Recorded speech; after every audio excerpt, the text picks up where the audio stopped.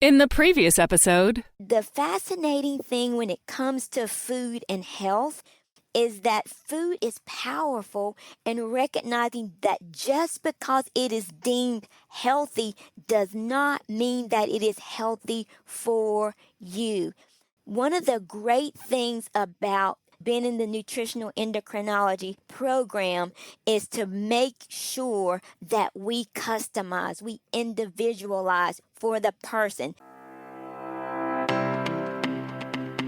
welcome to Reinvent Healthcare, a podcast for health and wellness practitioners passionately committed to transforming our current broken, disease-focused system. Your host, Dr. Rita Marie Los-Calzo, is devoted to helping you get results with complex health challenges like autoimmune, hormonal imbalances, and chronic health challenges caused by nutritional and lifestyle-induced imbalances.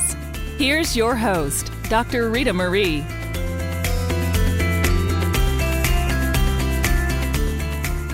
Welcome back to Reinvent Healthcare, the podcast for health and wellness practitioners who are passionate about making a difference. As we come to the end of our immunology theme, it's time to address the most frequently asked questions that come up regarding immune system function, imbalance, and disorders. The pandemic has plagued the world since 2020, and people are living in fear. Unfortunately, the public isn't being given the information they need to create and maintain a healthy immune system. And while the infectious nature of the current pandemic can't be denied, what about the other epidemic and pandemic conditions that are not making headlines? Autoimmune disease is at an all-time high. Here are some of the startling statistics.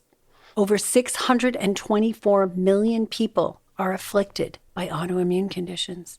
And there are more than 100 different autoimmune diseases that have already been identified. Over $100 billion is spent annually just for dealing with the major autoimmune conditions. And one of the top 10 causes of death in women under 65 is autoimmune disease. It's the second highest cause of chronic illness. It's the top cause of morbidity in U.S. women. And in general, it takes people 4 or more years and 4 or more doctors to get an effective diagnosis. They're just given the runaround. Your symptoms? Well, we don't know what they are. 46% of these people suffering from autoimmune disease are being considered constant complainers. They're just too concerned about their health. And the annual cost to treat an autoimmune disease for a year is somewhere between $1,700 and $28,000. The intent of this episode is to cover some of the questions our practitioners typically ask about immune system dysfunction. A common one I hear is, why aren't we bombarded with information about autoimmune disease and how to slow or prevent the spread like we are regarding infectious diseases? Well, I believe it's mainly because there are no miracle drugs or vaccines to sell us to deal with autoimmune disease. The drugs that are available are ineffective. They really just mask the symptoms, and most people are told just to live with it. That's a really serious epidemic, pandemic, whatever you want to refer to it as. So why are we having so much autoimmune disease? Why is it almost like a spread, like an infectious spread, because so many people are dealing with it? Well, I think big part of it is the standard diet, the Western look at the diet and the toxic environment. We've had several episodes where we've dealt with these. We've had Dr. Tom O'Brien talking about a lot of the environmental impacts that affect people's immune system and cause it to so-called start to go awry and attack itself. And in that episode, he talked about how it's really not the immune system gone wrong. It's really doing the right thing. It's just we've given it the wrong signals.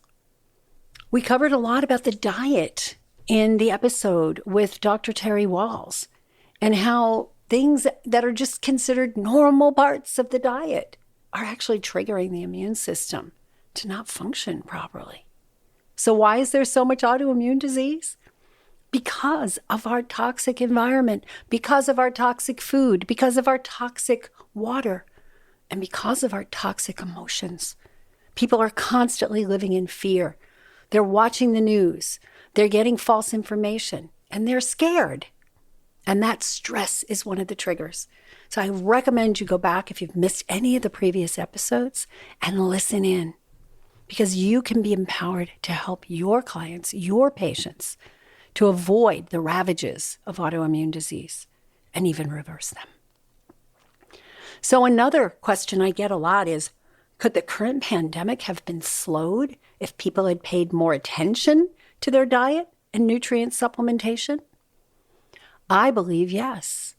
I believe that we're given this information about hand washing and distancing and mask wearing, and those are good in their own right. But what about the real underlying cause is the immune system can't handle it? Go back and listen to the first episode in this series where we talked about the innate versus the acquired immune system. We're being sold that we need to address the acquired immune system, get the antibodies going, get the vaccines. But in reality, what about the innate immune system? We talked a lot in that episode about all the nutrients that are important and the foods that supply those nutrients to help provide a healthy immune system. We hear a lot about leaky gut being involved in autoimmune disease. Is leaky gut also involved in infectious disease? I believe the answer to that is yes. When the gut is not working properly, when it's not filtering out the bad stuff and letting in the good stuff, we get a system that's bombarded with extra things to deal with. So when the immune system is bombarded with really innocuous things like some broccoli protein making it through the lining of the gut, it gets distracted and can't do its job effectively at fighting the real invaders, the dangerous invaders, the toxins in the environment and the bugs. So what else? How do I convince parents that they need to change their kids' way of eating to protect them from infections and allergies? This is a common question I get from practitioners. Parents don't believe me because their doctors didn't tell them that the diet has anything to do with their susceptibility to infectious disease, that the doctor didn't say that the diet has anything to do with allergies. Kids are suffering. Kids are suffering because we're putting the wrong food into them. And parents need to have their eyes open. So how do we get them to see this? Education. You guys, as practitioners, need to be out there educating your parents. Do webinars, do Facebook Lives, do YouTube videos, write papers, do workshops. Educate people. They have to listen. Their kids' lives are at stake. It's not helpful for kids to be thrown into an environment where they're not able to socialize. They need to be using the power of food, the power of nutritional supplementation, the power of clean environment in order to protect their immune systems. This is where parents need to be educated. And if they love their kids, they will do the right thing. They just need to be presented the information. The news isn't going to do it. The newspapers aren't going to do it. The doctors' offices are not really educated and equipped except for those wonderful, cutting-edge, holistic pediatricians out there. We need to be getting this information out there. You want to protect your kid? It's not about taking them in and getting their vaccines on time. It's not about having them take antihistamines at the first sign of a cold. It's not about having them do hand washing with actually toxic chemicals that are in those most of those antimicrobial washes, hand washes. It's about helping them to see that their children need to develop healthy lifestyle habits. And guess what? The parents need to develop that. They can't be feeding their kids broccoli and bananas while they're sitting around eating M&Ms and fried food. So it's a family issue. Educate the families, create classes, create documents, create recipe guides, make it fun. These are the kids that are going to survive and thrive and not be subject to all this infectious disease and not be subject to allergies that keep them out of school because they can't go outside once the pollen starts to rise, or that they can't eat in public. We need to be changing the public. We need to be changing the food supply. We need to be educating people that say no to the fast food and the fried food and the sugary food, and say yes to whole fresh foods. Go back to Dr. Terry Wall's episode and listen to what she recommends. Listen to how she reversed her multiple sclerosis. She went from being in an inclined wheelchair to a year later, after making changes, riding her bike 18 miles. This is possible for your patients. This is possible for your clients. This is possible for your own families and their kids. We need to be, this is all what this podcast is all about, reinventing this system. Reinventing this system. So when people say to you, well, it's hard, I look around and say, well, yeah, it is hard to make changes to your diet. It's also hard to lose a breast. It's also hard to be so sick in bed that you can't breathe and have to go to the hospital. It's also hard to watch your family members suffer. So what are you going to do about that? Yeah, it might be hard a little bit to give up the M&Ms. And yeah, it might be hard to have to make real food instead of stopping at the fast food place. But you've got to hold a stand for these people. You've got to let them know, take one change at a time, like Dr. Tom O'Brien spoke about in our episode with him. One change, one change, one change. And the next thing you know, over the course of 52 weeks, if you do one change a week, you've made a lot of headway. So we need to be a little bit stronger in the way we speak to people. We need to be a little bit more firm when people say, well, I really don't want to give up my whatever, because I like it. It's like, well, I don't know that you really want to lose a breast. I don't know that you really want to have osteoporosis and break a bone. This is where you're heading. When I look at you, and when you do a complete history on people and you do some of the labs, you can say to people, look, you're heading in this direction. Do you want to change the course? Let's do something about it together. I'll be on your side. I'll be here to support you. I'm going to provide you with the recipes you need, the programs you need, the checklists you need. You need to be, as a practitioner, equipped to do that. If you're a graduate of our nutritional endocrinology practitioner training or one of our students, you know that I've been working on those resources to empower people for decades. And we provide you with them so you don't have to spend the decades creating them. People love it when you can give them a food plan, when you can give them some recipes that taste good, but are also good for you. Check out Dr. Wall's book. She has some good recipes in there as well. And there's a lot of that out there. You need to empower your people. So when they say to you, I don't know if I could get my kid to eat that, who's the parent and who's the kid? Let's make it fun for them. You owe it to them to help them to provide a good diet for their kids. A diet that's loaded with nutrients and devoid of the toxins that deplete the immune system. So one of the questions I also get is, why don't conventional doctors address this? Why don't they address the food sensitivities? Why don't they address the imbalances that toxic foods? Why don't they talk to their patients about what they should eat? Why doesn't the news do this? Why don't the broadcasters say, hey, if everybody would go out and, start eating more broccoli and less M&Ms, they're going to be much more suited to protect themselves from infectious disease and autoimmune disease.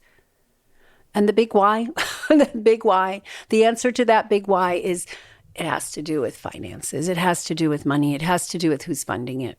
They're not getting the education because the drug companies they're not in a position where they want people to get well, because healthy people don't need their drugs. And they'll have to retool and find something else to provide value to people. That's why they don't address it. Food sensitivities. I see so many people deal with infection after infection after infection. And when we take out some of the toxic foods, and when we take out some of the foods they're sensitive to, the gluten, the dairy, when we take out the sugars, which are causing roller coaster rides with the blood sugar, that's when they start to get better. What nobody's saying on TV is that sugar is directly affecting the effectiveness of the immune system. Go back and listen to episode 1 where I talked about the white blood cells and the effects that sugar has on them and their infection-fighting potential. So why don't conventional doctors and why don't conventional wisdom, the pharmacists, the TV shows talk about food sensitivities, talk about nutrient imbalances, talk about blood sugar? Because they'd lose their sponsorships if they did. And then the other question I get a lot are, what are the best tests for immune function? You have a kid that's over and over again getting ear infections. You have an adult who's catching every flu that goes around. What tests should we be running? As holistic, functional practitioners, one of the most simple tests that should be run on everybody that's having any kind of immune challenge, any kind of cold, any kind of flu, any kind of thing that doesn't seem to be healing, is the simple old CBC, complete blood count, $25. The other thing that should be run is blood sugar, because some blood sugar imbalances can contribute to chronic infection. Here's what happened to my son when he was a freshman in college. Healthy kid his whole life. He goes into the dorm. Yeah, he has, kids have stressful years their first year in college. We attributed his chronic cough that he developed, a cold that didn't go away for 6 weeks, to, okay, he's stressed out, right? But he wasn't going to the cafeteria and eating the junk that they provided at school. He was really careful about that. So why was he getting sick?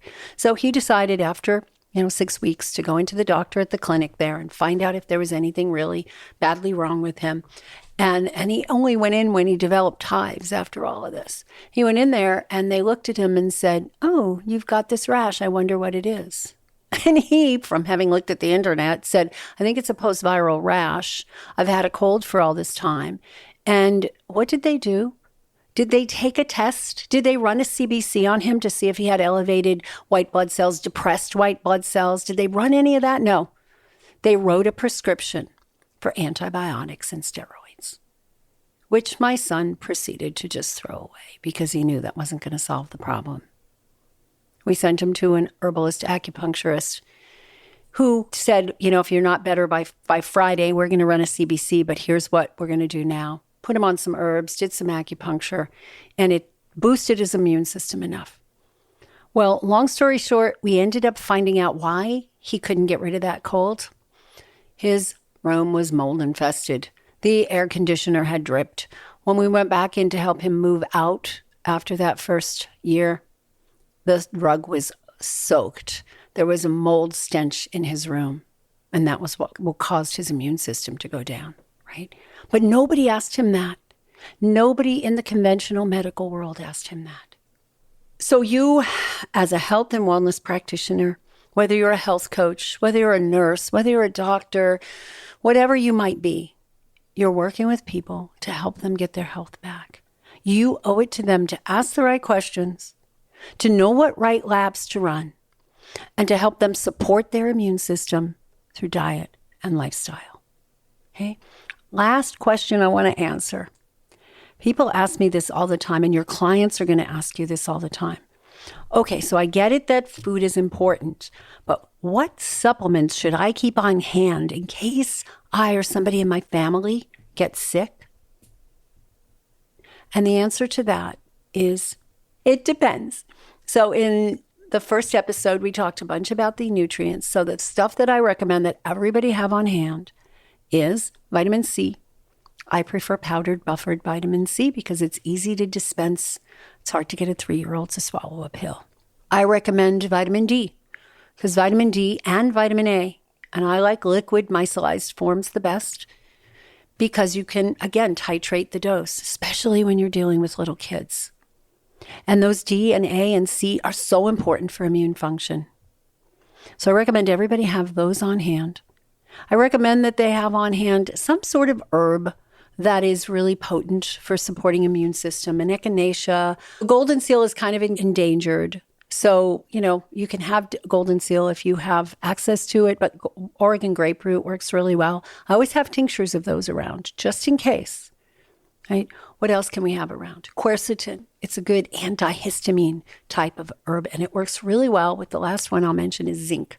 And zinc is super important for the immune system and works well. The quercetin helps it get into the cells. So those are some basic things. Omega-3 fats are good, but also going back to the medicine cabinet in the kitchen, have some oregano, thyme, basil, garlic, some of those things that are food. And we have a whole episode on those herbs in the medicine cabinet. So as a health practitioner, provide yourself with the education you need to understand all this. Those of you who are in our nutritional endocrinology training program, you know you have access to all of this. Protecting the immune system function is critical for all people, and everybody needs to be taught, and they need to master this. We need to empower our patients, our clients, on self-care, on how to take care of themselves. Waiting to be confined to a tilt wheelchair like Dr. Walls, or to be covered with eczema, or to be seriously ill should not be an option.